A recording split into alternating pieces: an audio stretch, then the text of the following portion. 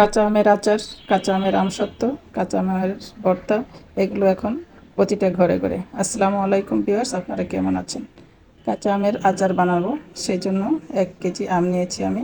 আমগুলো ভালো করে খোসা ছাড়িয়ে সুন্দর করে ধুয়ে নিচ্ছি। তো সবাই নিশ্চয়ই এই সময় সবাই আমের আচার তৈরি করে ফেলেছেন। আমার একটু দেরি হয়ে গেল। আমের আচার করার জন্য আমগুলোকে আমি স্লাইস করে কেটে নিয়েছি। এখন ভিতরের যে আটিটা থাকে সেটা ফেলে দিচ্ছি। ফেলে দিয়ে এই স্লাইস করা আমগুলো আমি ভালো করে ধুয়ে নেব।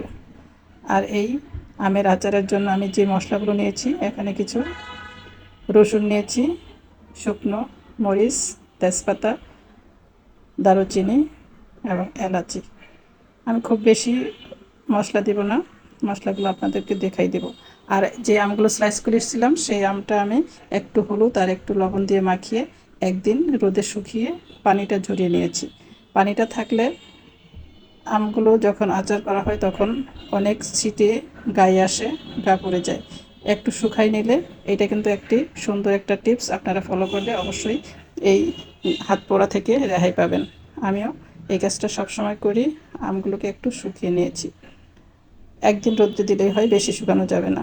এখন আমি সরিষার তেল দিয়ে দিলাম, দেখতেই পাচ্ছেন আমি সরিষার তেল দিয়ে তার মধ্যে যে মশলাগুলো ছিল মোটামুটি সবগুলো মশলাই দিয়ে দিচ্ছি, যেমন রসুনের কোয়া, শুকনো মরিচ, এলাচি, দারুচিনি, এবং এখন আমি আমগুলো দিয়ে দিলাম।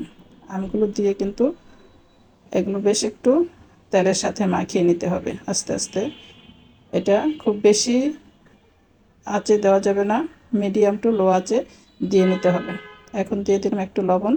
লবণটা দিয়েও আমি আমটার সাথে বেশ ভালো করে মাখিয়ে নেব। মাখিয়ে নেওয়া হয়ে গেলে এটা তেলের সাথে আমাদের মোটামুটি বেশ কিছুক্ষণ ভাজতেই হবে। তারপরে আমি দিয়ে দেব চিনি।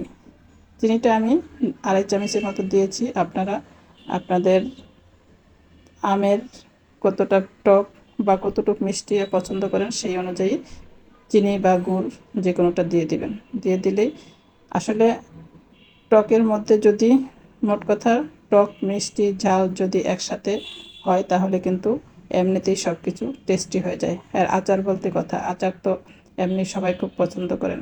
এখন আমি দিয়ে দিলাম পাঁচফোড়ন।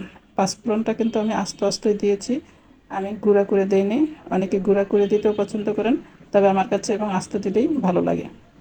এভাবেই অনেকটা ভাজা হয়ে যাবে। আচার বানানোটা খুব কঠিন কিছু না, সামান্য কিছু টিপস ফলো করলেই আপনারা খুব সুন্দর মতো আচার বানাতে পারবেন এবং ফ্যামিলির চাহিদা মেটাতে পারবেন। বাইরে কিনতে গেলে অনেক টাকা খরচা হয়ে যায়, তার থেকে রেহাই পাওয়া যাবে। এখন এই আমের আচারটা প্রায় হয়ে আসছে, আমি শুধু মাঝে মাঝে একটু নেড়ে উল্টে দিয়েছি।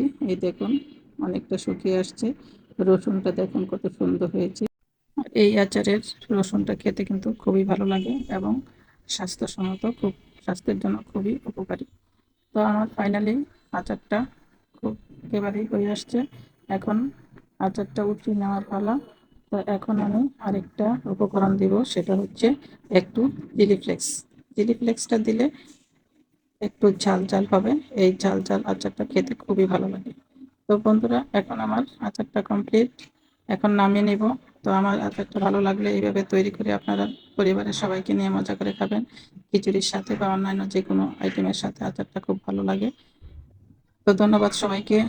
আমার ভিডিওটা ভালো লাগলে লাইক, কমেন্ট, শেয়ার করে আমার পাশে থাকবেন এবং আমার পেজটা এগিয়ে নিয়ে যেতে সাহায্য করবেন।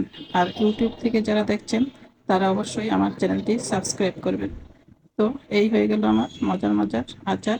আর এই আচারটা এখন গরম আচারটা এরকম একটি প্লেটে ঢেলে আমি ঠান্ডা করে নিব।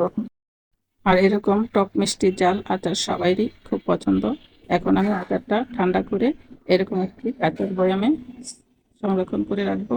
যদি বাইরেও রেখে খেতে পারবেন, এবং যদি নর্মাল ফ্রিজে আপনি রেখে দেন তাহলে 6 মাসের মতো, আর কিছুই লাগবে না, ভালো থাকবে।